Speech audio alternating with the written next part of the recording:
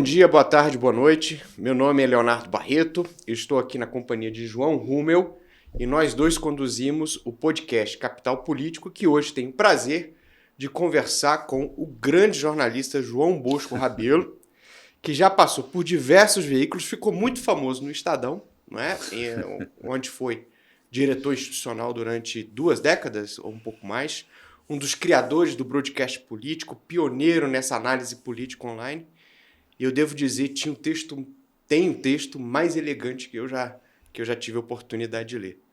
Bosco, é um prazer tê-lo aqui, especialmente para a gente conversar sobre um assunto que vai fazer uma ligação que nem sempre é muito óbvia para as pessoas entre eleições municipais e Congresso Nacional. Muito obrigado por estar aqui com a gente. Eu que agradeço, Léo, inclusive as palavras generosas aí comigo.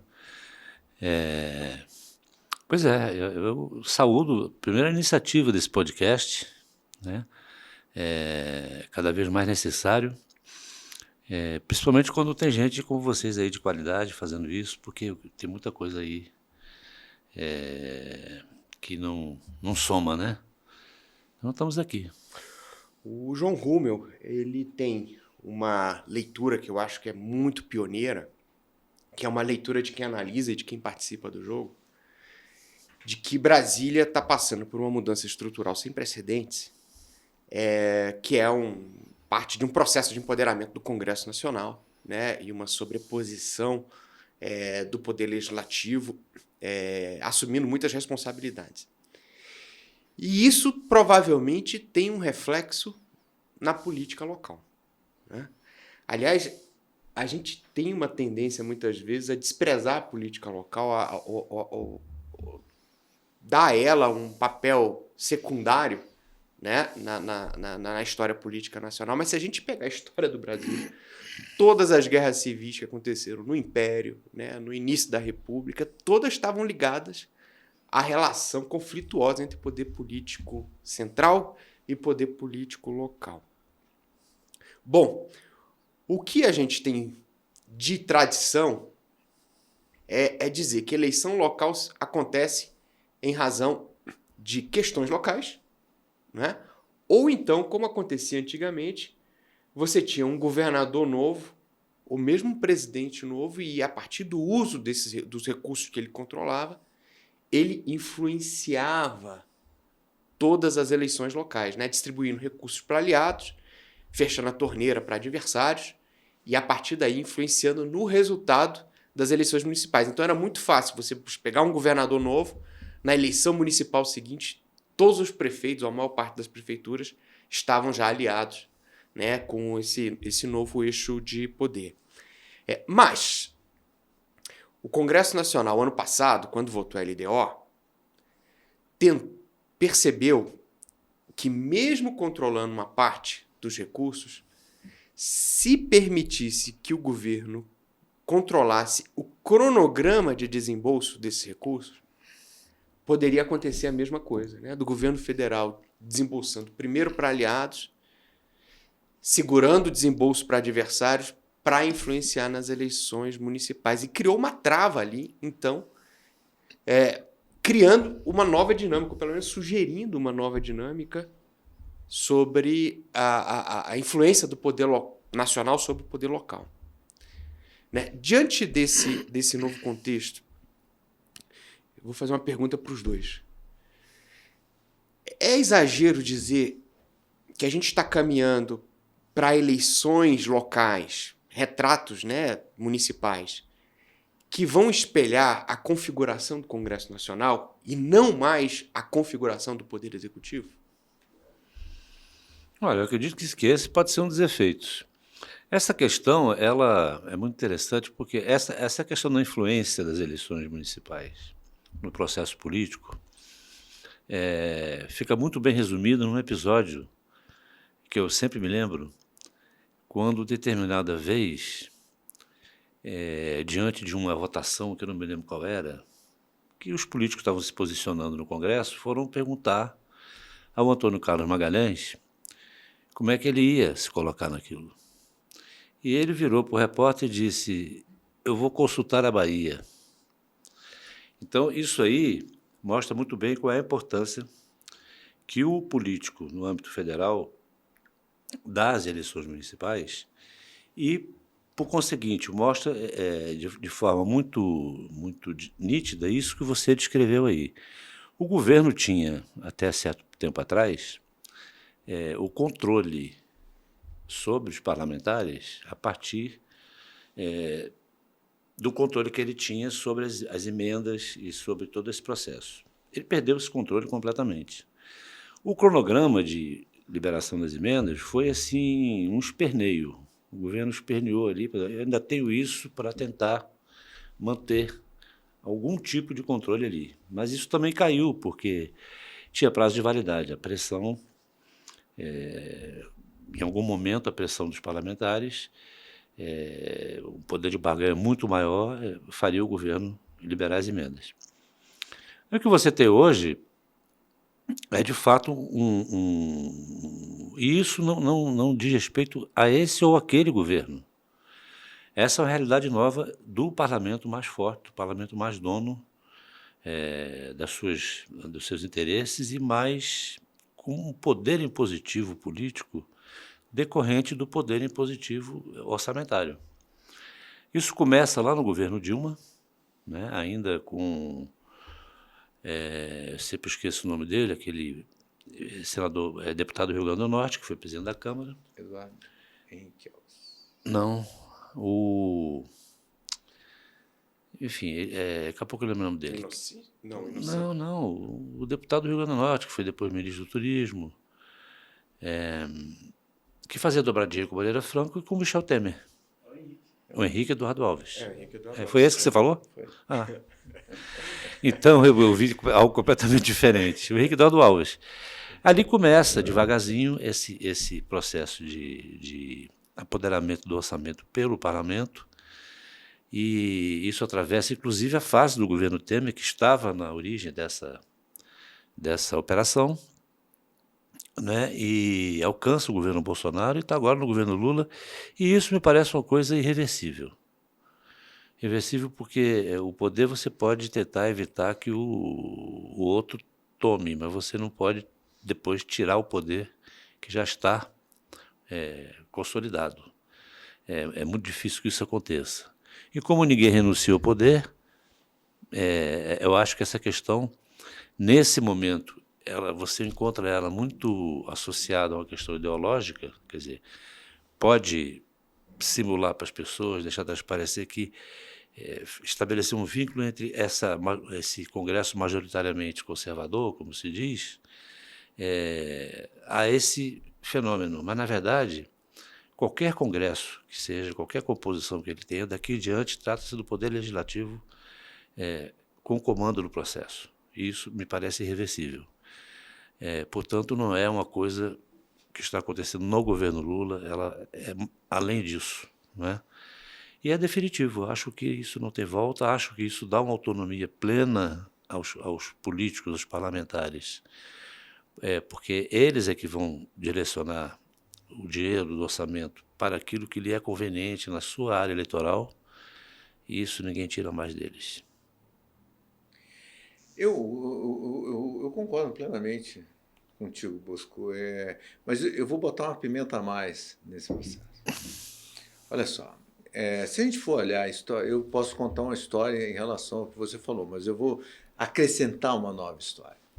A gente também está passando por uma revolução para o fortalecimento dos partidos políticos.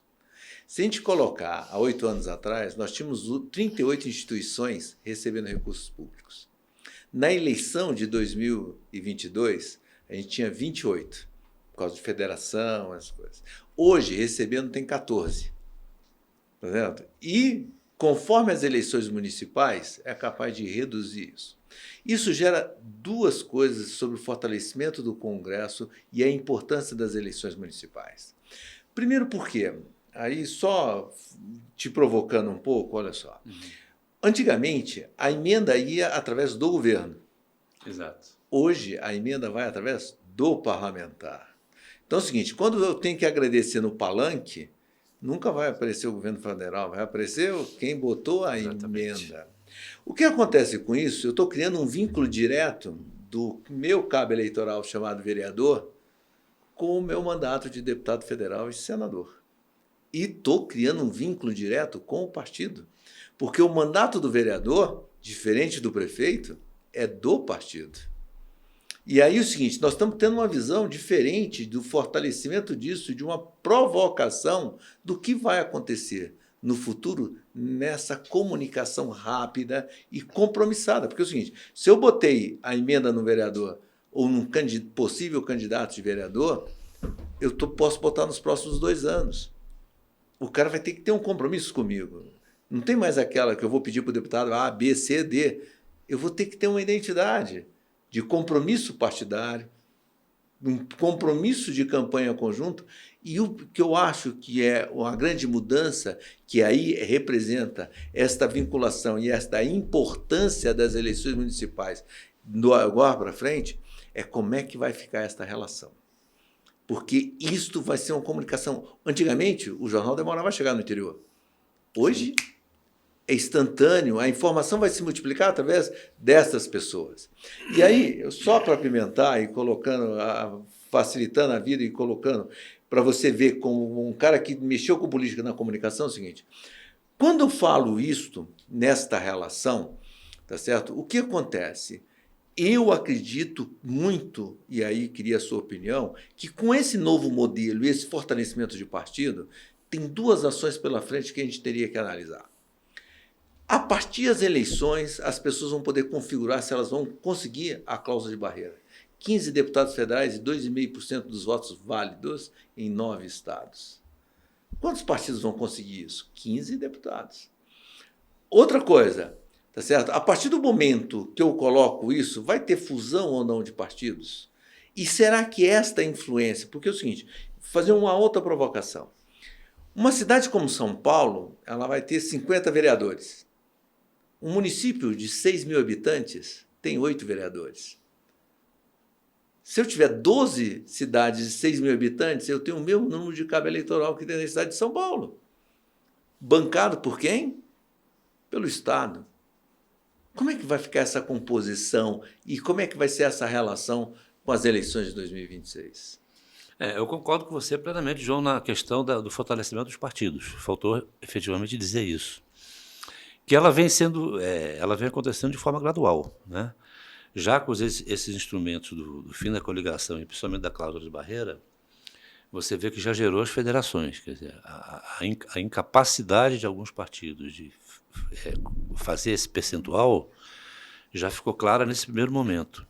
E vai ficar mais clara ainda agora, como você colocou, porque você percebe o seguinte, as negociações, inclusive agora em torno da reforma tributária, a própria composição da comissão foi ditada pelos presidentes de partidos.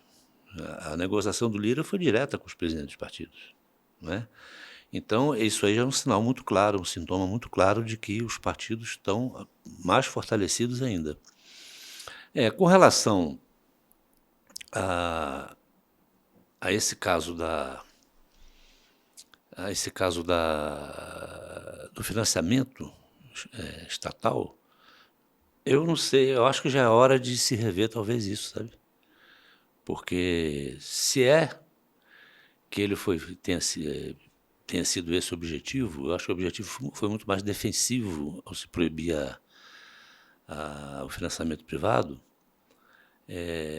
Eu acho que o financiamento estatal ele já cumpriu o seu objetivo de fazer um corte naquilo que vinha acontecendo de uma forma completamente fora, cada vez mais fora do processo simples e direto do financiamento. Já envolvia interesses políticos, negociações futuras, cada patrocinador daqueles tinha um jogo dentro do mandato do deputado. Mas eu não vejo como você... não vejo como uma coisa positiva você manter a proibição do financiamento privado e estender cada vez mais esse financiamento do Estado. Não sei como você vê isso, João. Eu vejo isso com alguma ressalva. Claro que você, quando analisar uma coisa e outra separadamente, você vai encontrar prós e contras. Mas, não sei, eu acho que essa coisa do financiamento puramente estatal, é uma coisa, inclusive, que gera uma cobrança também da sociedade em relação a isso. Não é? Eu acho que o financiamento privado ele precisava apenas de ser monitorado, fiscalizado, como tudo no Brasil não é. Não é? E isso interfere exatamente no que o João falou. Não é? Você fica com uma situação política muito engessada, eu acho. A gente está falando de processos aqui que estão proporcionando uma verticalização da política. Mas se antes havia uma verticalização muito centrada do executivo, né?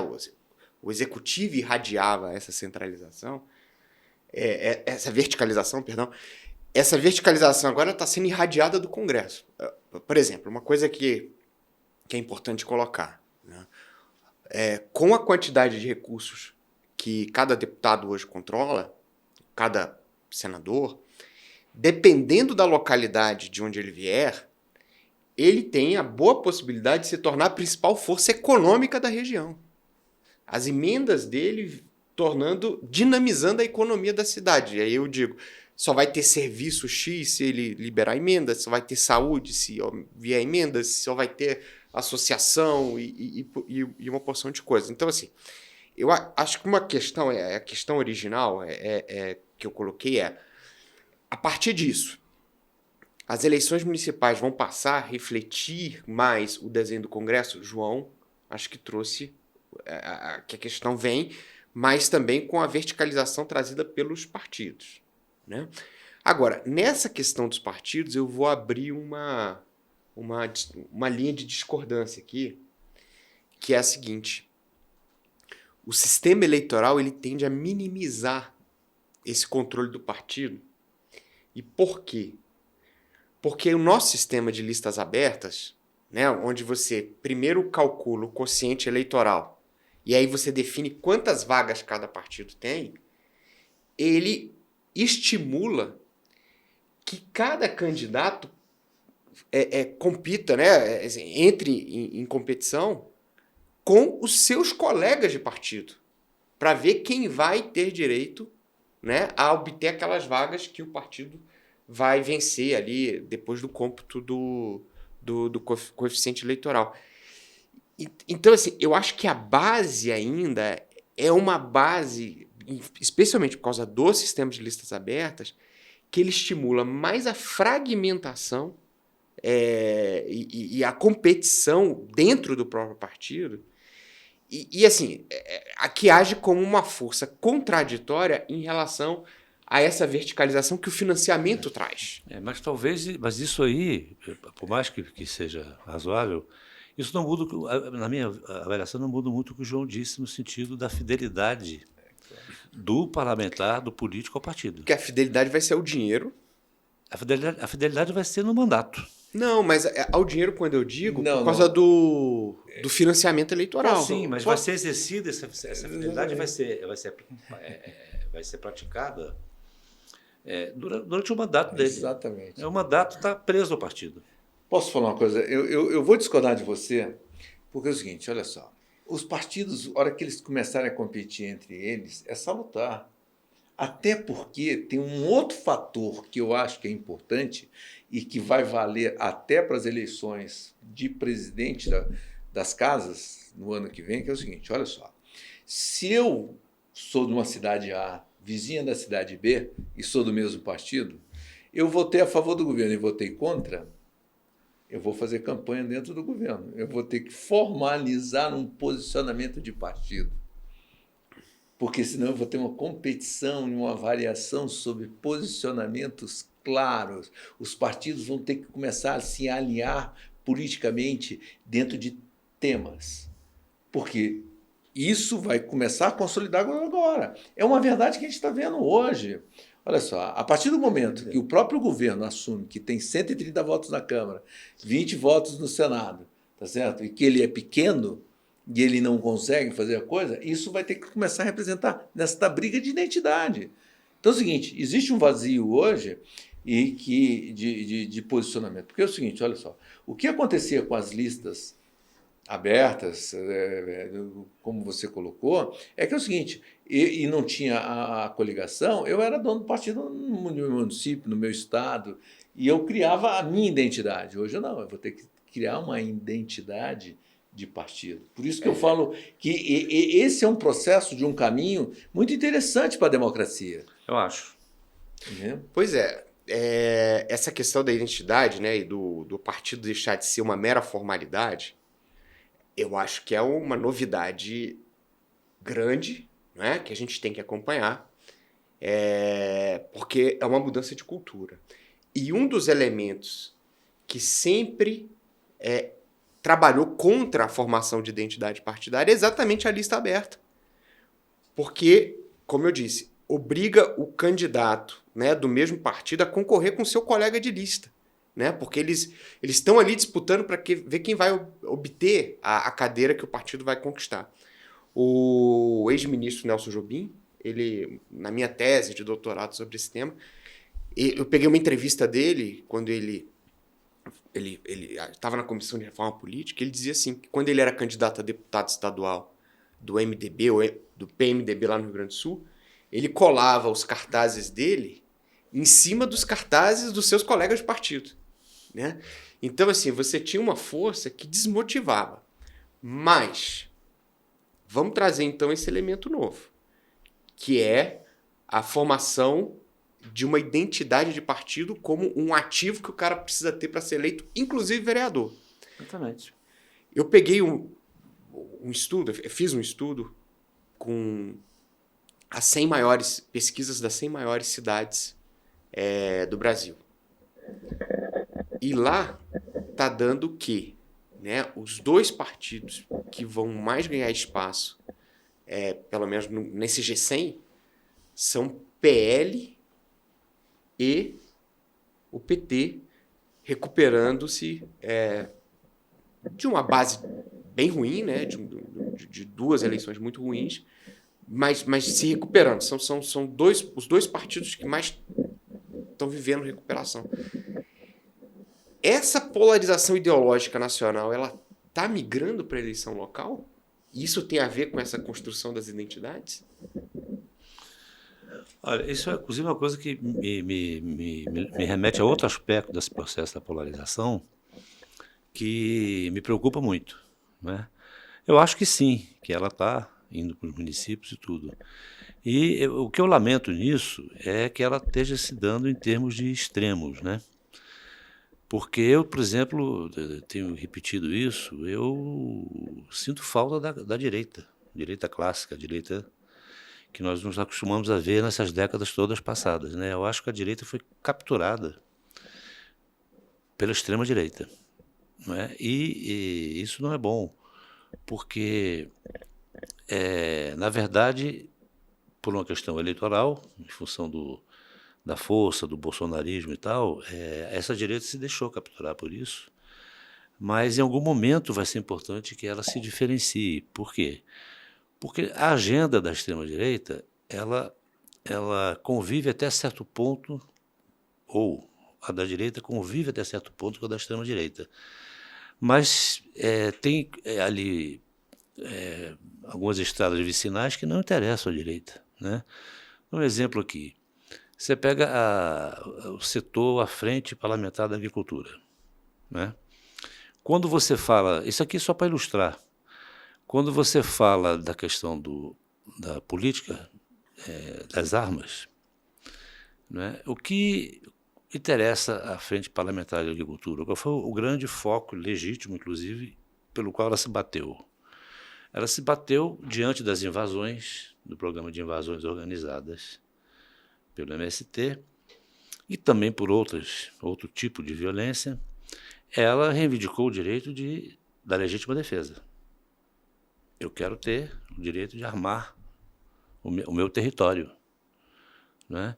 E ali, isso me parece claro e legítimo. Por quê? Porque no território rural você não tem uma delegacia ali próxima, você não tem recursos para você ter uma reação pronta do Estado.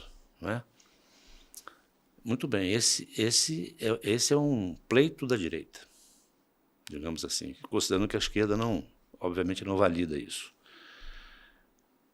Mas a extrema-direita carrega essa direita, esse pleito da direita, para armar a população urbana. Isso já não tem interesse para o agro, né? Então, essa captura é ruim, porque é ali que se dá o extremo.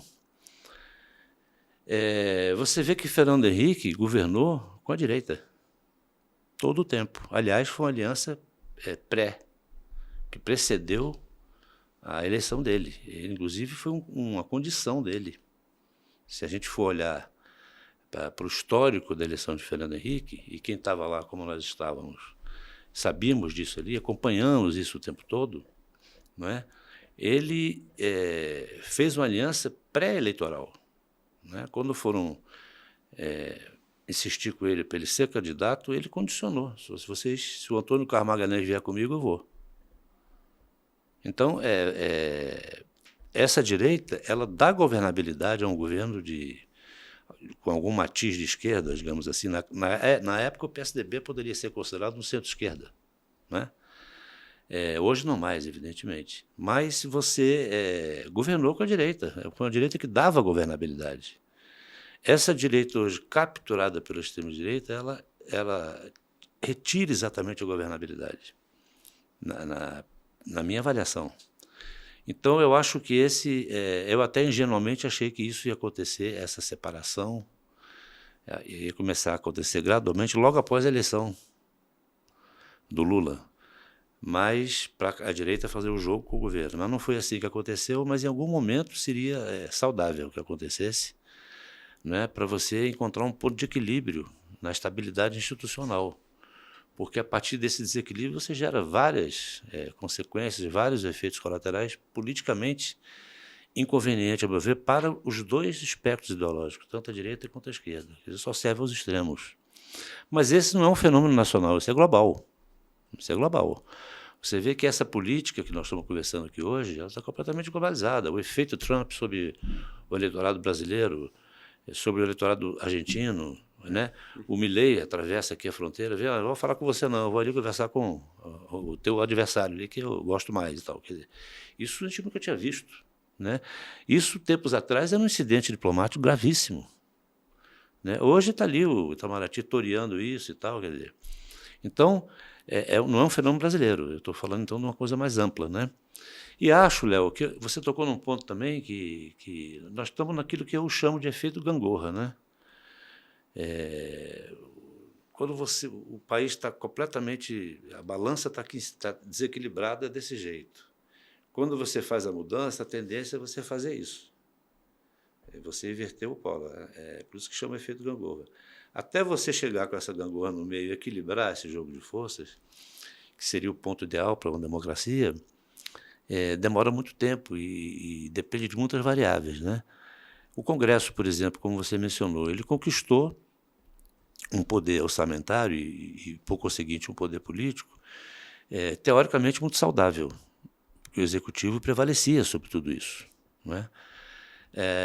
Mas de uma forma muito brutal e muito rápida, muito abrupta, né? Ele hoje está com todos os controles disso. Então, não sei como, em algum momento, seria interessante equilibrar. Talvez, e aí vem a pergunta para o João, a minha provocação para o João, já que ele adora me provocar.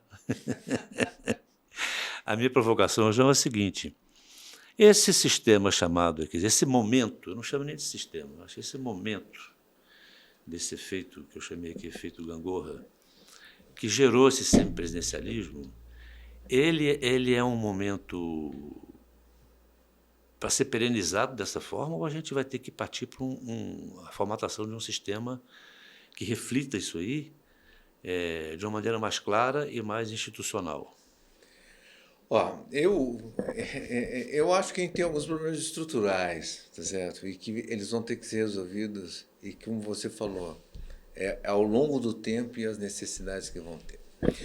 Eu acho que a volta do executivo, com um grande poder de caneta, de articulação, tá certo? Ele só vai voltar a acontecer o dia que eu tiver com um partido que tenha maioria dentro do Congresso Nacional, nas duas casas. Tá certo? Aí isso pode ter uma reversão. Mas antes disso... Quer dizer, dependendo do resultado eleitoral, isso pode acontecer na próxima eleição. Pode. tá certo? Mas eu acho muito difícil dentro da conjuntura. Porque a primeira coisa que eu vou falar, que eu falar da polarização, tá certo? Só para chegar onde... O que eu acho é o seguinte, olha só, a polarização, quando você começa na pesquisa eleitoral, numa campanha, quem é do direita e de esquerda está claro. Mas quem está no centro, que hoje é a maior parte, ainda não está claro. Está oculto, exatamente. Ele está oculto. Então, isso, as pesquisas têm uma dificuldade de captar nesse momento. Essa é a primeira coisa que eu acho que tem que ser avaliada. Certo? Porque quando você olha a questão da tendência da polarização, a polarização ela existe entre dois grupos. Mas aqui no meio tem um grupo que está ansioso para saber o seguinte, qual que é o menos pior? E outra coisa, quando eu vou para pesquisas municipais, tá certo? Quando eu vou para as eleições municipais, a minha gama disso aqui é muito grande e que isso vai dar lá na urna. Essa é a primeira coisa, que a gente vai ter que ver como que isso vai acontecer de uma forma geral. Uma outra coisa que a gente tem que olhar é o seguinte, se você olhar ao longo da história das eleições, tá certo? A esquerda, centro-esquerda, ela vem gradativamente perdendo voto. Tá certo? No interior, gigantescamente. E nas cidades onde ela era forte, ela vem perdendo consideravelmente. Aí volto no assunto que você falou, na questão da globalização. Hoje, eu acho que a mudança da informação, você como jornalista, antigamente eu tinha os meios de comunicação, hoje eu tenho internet. Antigamente eu tinha que mandar para o editor para publicar um artigo, hoje eu publico a hora que eu quero. Então é o seguinte, o coletivo e o indivíduo está sendo reavaliado na sua importância. E isso causa esta dicotomia de quem vai falar e até para dizer o que é verdade. Tá certo? Então, você criou esse problema. O que acontece dentro do parlamento em relação a isso? Que a consolidação do semipresidencialismo. Hoje, qual é o grande problema? O Congresso assumiu o poder, mas qual é a responsabilidade dele? Exatamente. Tá certo? Ele não tem nenhuma. Só que agora ele está começando a puxar a responsabilidade. E ele vai sentir isso na pele. Esta pele vai fazer essa mudança. Vou dar um exemplo. Quando fizeram o piso de enfermagem, por que demorou a ser implementado, a ser implantado, ser obrigado a colocar? Porque o governo teria que pagar. O único lugar que ele tinha para tirar dinheiro era onde? Nas emendas do parlamentar, porque tem teto. Hoje eu não tenho como, de uma hora para outra, criar as despesas.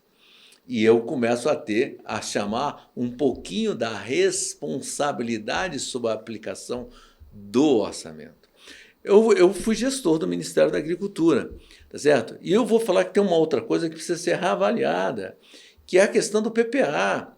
E por que hoje tem essa facilidade de eu colocar o dinheiro onde eu coloco? Porque o Fernando Henrique Cardoso, quando ele implementou o PPA, ele fez programas. Só para você ter uma ideia, no PPA de 2003 a 2007, tá certo? Só para você, tinha 380 programas, mais de 1.000 ações, tudo com meta específica. Você sabe o que o PT fez com isso? Reduziu para 88 programas, 200 ações. Então é o seguinte, vou dar um exemplo na minha área. Eu tinha que a intenção era erradicar a febre aftosa. Você sabe qual é a meta do programa agora? Melhorar a qualidade sanitária. Eu não tenho como medir, melhorar o quê? Acabar eu tenho, erradiquei, os passos são esses. Melhorar eu não tenho. Então eu coloco o dinheiro numa conta para melhorar, cabe tudo. Além da incoerência, né? Porque trata-se de uma medida para mercado, né? Então o que acontece com isso? Eu acho que para melhorar isso e dar maior transparência, a sociedade precisa saber o que é política pública. O que eu quero da aftosa? Quais são as ações? O dinheiro está aplicado dentro da meta que vai acontecer? Você não pode entregar uma vaca para o chinês dizendo que está mais ou menos, hein?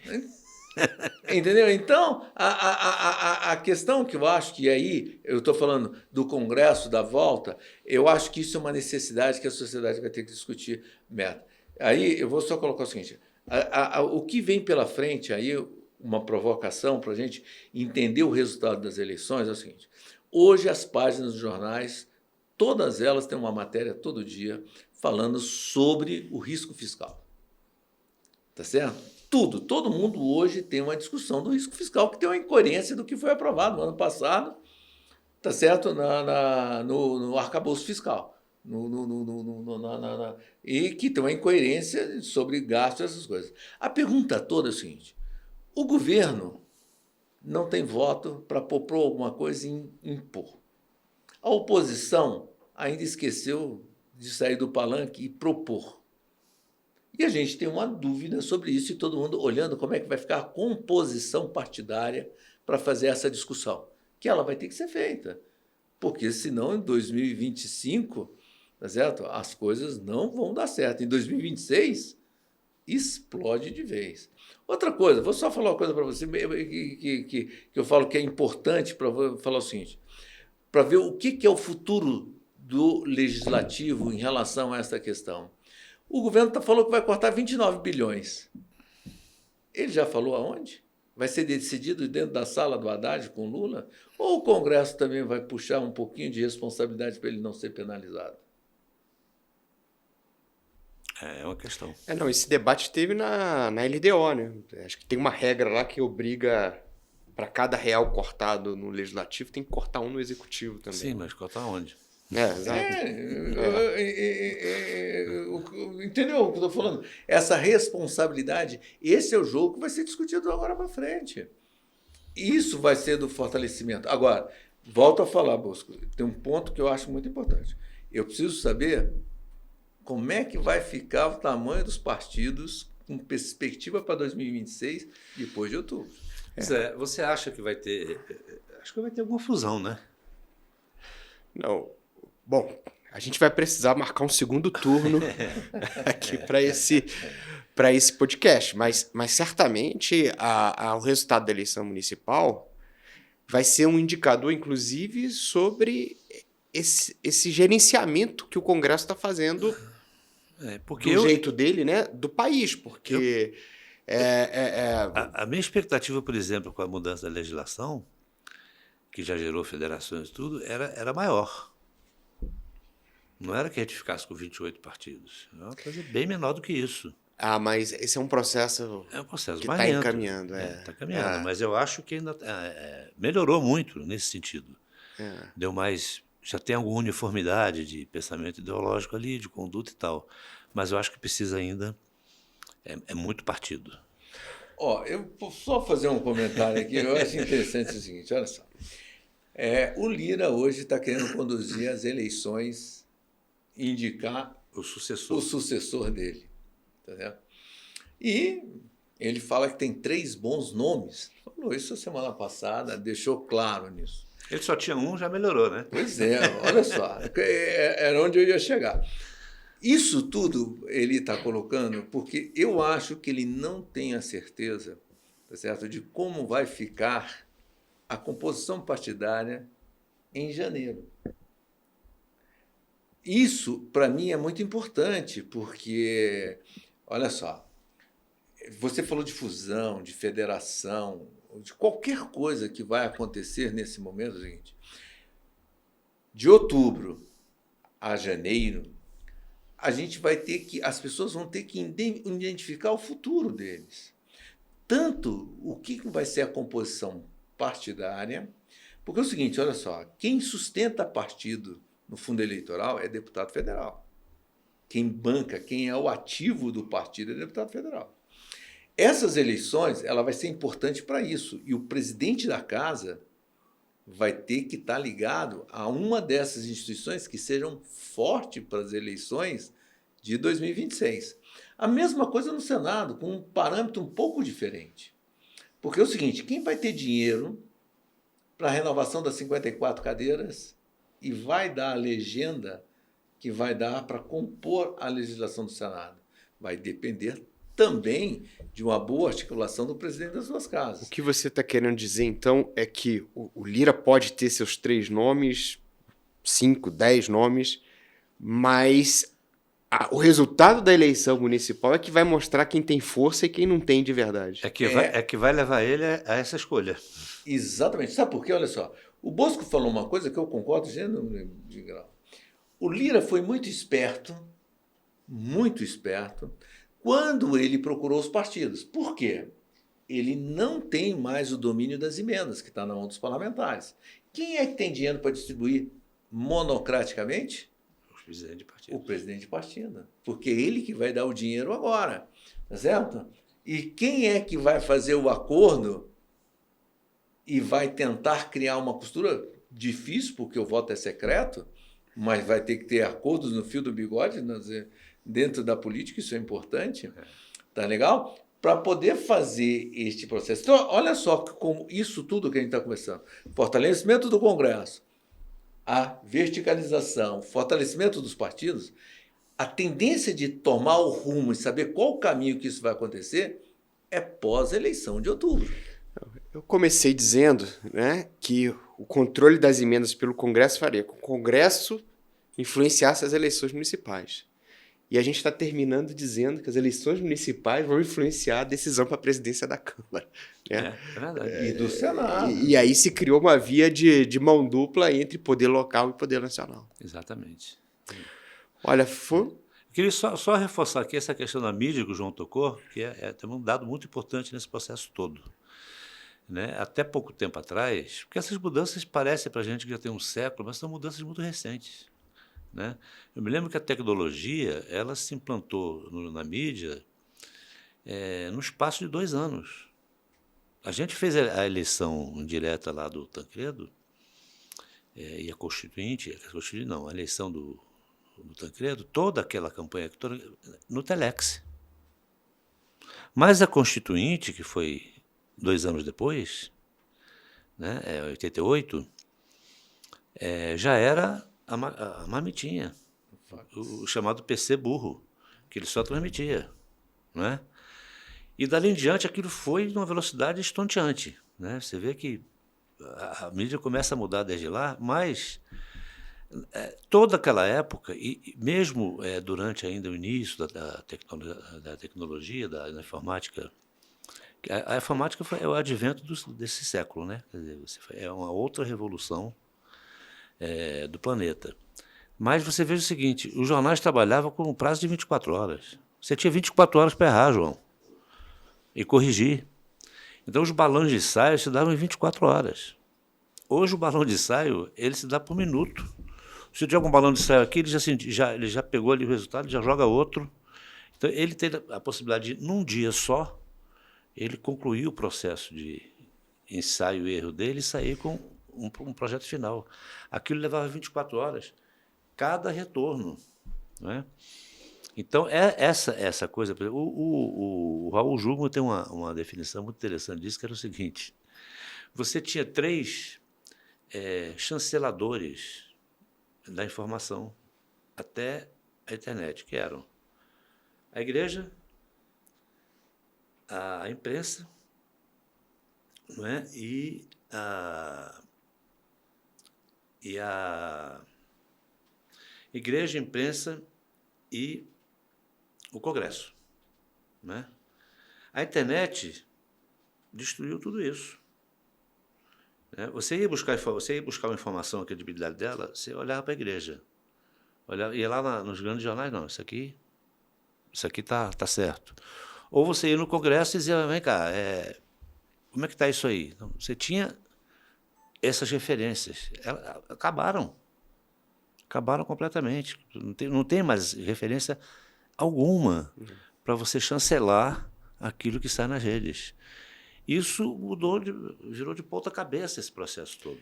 Por isso que a gente está discutindo aqui que novos controles podem surgir, né, nessa situação. Bom, vou encerrar. Rúmel, quer um comentário? Eu só quero fazer um comentário, olha só, em cima do que você falou. Outro dia o Barroso deu uma declaração em Harvard bastante complicada sobre o que é a verdade na comunicação. Por exemplo, isso é uma coisa muito difícil em relação ao que você falou. Ele quer que volte o censor de que o que eles disserem é verdade? Olha só, isso é muito difícil, porque é o seguinte, a maior parte das coisas são observações e opiniões. a minha opinião, ela não é uma opinião. Então, eu acho que isto é o que está mudando na sociedade hoje. Eu vou falar só complementando, eu acho o seguinte, hoje, esta linha de Millet, esta linha de Trump, essa linha de Bolsonaro, tá certo? Eu vi um comentário outro dia muito interessante e que uma pessoa falou o seguinte, olha só, a diferença do que está ocorrendo entre ele citou o Biden e o Trump, é o seguinte, o Biden ainda está num recurso lá de trás, tá certo? Onde o discurso da campanha dele é o que eu vou fazer para você ficar bem. E o discurso do Trump, eu falo o que você tem vontade de falar. Esta é a diferença que aí essa Trump de referência acabou. Porque o que eu quero falar é eu. Entendeu? E eu estou repetindo esta ansiedade. E isto cresce assustadoramente entre o indivíduo que quer valorizar o seu. Não quero ser induzido dentro desse processo para fazer isso. É um mecanismo desrepressor. Quer dizer, ele traz para a pessoa o sentimento de desrepressão. Que ele está extravasando. Não, que ele pode fazer o que ele quer. Essa igreja não me tolhe mais, esse judiciário não me tolhe mais, esse cara, eu posso fazer o que eu quero. O perigo disso é que ele não pode fazer o que ele quer. Então, em algum momento, quer dizer, o fato dele poder fazer o que ele quer, melhor dizendo, não vai resolver a vida dele. Em algum momento isso cria uma frustração, né? Então, esse é um elemento para se trabalhar do ponto de vista até filosófico. Vale a pena ficar investindo somente nisso? Porque você vai, no fim, o fato de eu poder se levantar aqui, bater em você, quebrar as paredes, etc., não vai resolver minha vida, né? Como o discurso é ótimo, porque o sujeito se sente fortalecido, mas isso tem um esgotamento com o tempo e cria uma situação de frustração, né? Eu me lembro que o governo Sarney, todo mundo criticava, mas o Sarney tem um grande mérito que foi a paciência para atravessar aquilo, porque teve mais de 3 mil greves antes do governo acabar. Quer dizer, você vinha de um regime fechado. Quando veio o primeiro presidente civil, foi como se você destampasse uma panela de pressão, a caixa de Pandora, sai tudo. E quem é que aguenta administrar aquilo tudo com uma constituinte na nuca, dizendo que tem que cortar 2 anos de mandato, implantar um parlamentarismo, aquela coisa toda. Então, tanto que ele brincava com isso, olha, se vocês se contêm isso, eu vou chamar o Pires. O Pires era o Walter Pires, que ainda permanecia no governo, um elemento militar, que era o chefe da CNI, a CNI ainda existia. Então, essa coisa de você jogar muito com o discurso de desrepressão, digamos assim, ele tem um efeito prático muito bom para você, né? Mas tem um limite, porque como é que fica depois isso aí? Você desmobiliza tudo, todos os seus adversários, mas depois como é que você vai lidar com aquilo? Então, eu acho que o elemento que administra isso é justamente a política. Você entende? Ela tem que chegar num ponto. O João e eu falamos aqui muito de esquerda, direita e tal, e o João até trouxe muito bem a questão do centro, que é a este centro que eu estou me referindo, como direita clássica, né? Mas, no fundo, nós estamos falando de quê? De extremismos, né? Quando a gente separa a direita clássica, o centro, etc., e a esquerda, você está falando de núcleos, de espectros que dialogam, né? Logo, você está falando que nós estamos vivendo um momento que os extremos prevalecem. E o extremismo não é bom, né? Para ninguém. Então, eu acho que, gradualmente, esse cenário mais moderado aparece. Eu vou ser obrigado a fazer um comentário aqui. Olha só, o que você está colocando... Vamos tirar uma fotografia do que aconteceu no primeiro semestre de 2024 no Congresso Nacional, principalmente na Câmara. Eu vi coisas horrorosas ali. Tá certo, eu vi coisas horrorosas, coisas que eu não admiro. Mas vamos colocar no que foi aprovado? Ah, sim, não, sobre esse aspecto não tem dúvida. Vamos colocar no que foi o diálogo e no que foi aprovado em termos de políticas públicas. Foram poucas coisas, mas coisas concretas e boas, onde o centro prevaleceu. Mas isto é o que eu acho que é o seguinte, desde o início aqui, quando a gente coloca a verticalização, diminuição de partidos, eu acho que até a polarização eu acho que o que eu vejo, eu, João Henrique, queiro acreditar e tenho uma opinião, e é fácil até uma aposta, é que o Brasil, tá certo? Mesmo com dificuldade de buscar representantes líderes, vai fortalecer o centro nas próximas eleições. Bom, eu torço por isso, porque eu acho que a questão performática também ela tem um efeito muito ruim, sabe, João? Foram muitas coisas aprovadas ali interessantes, mas teve episódios, por exemplo, você botar o Código Penal dentro da LDO, quer dizer, com a ajuda da Frente Parlamentar da Agricultura, uma coisa absolutamente desnecessária e da qual o nosso agronegócio poderia ter nos poupado, né? Porque aquilo só se viu ao extremismo, né? Os comportamentos performáticos de agressões. Eu nunca tinha visto antes assessor de parlamentar ter o direito de atacar parlamentar, pô. Nós vimos isso lá. E nada aconteceu. Ficou por isso mesmo. Então, esse tipo de extremismo trazendo para dentro do Congresso essa coisa. Outra coisa, o perigo também é que nessa extrema-direita embarca muita gente do crime organizado, especialmente vindo do Rio, né? Então, é um fator também perigoso, porque os caras estão entrando ali. Você vê certos comportamentos que não deixam dúvida isso. Então, eu acho que essa depuração, para chegar a esse ponto que você estabelece como uma perspectiva, eu acho ótimo que esse centro volte ao jogo, não é? Um possível equilíbrio tudo bem que os polos disputem entre si as eleições majoritárias, mas que o centro governe quando tiver o domínio do Congresso, né? É um equilíbrio Eu não estou pregando aqui possível, talvez. Eu não estou pregando aqui a eliminação da ação legislativa desses extremos. Até porque não é possível, né? Não é possível. Você vai criar uma outra panela de pressão. O que eu estou defendendo aqui é assim, que predomine, do ponto de vista de resultados, já está acontecendo, de certa forma, o João colocou aí, mas também do ponto de vista de forma, condução, comportamento, diálogo, debate,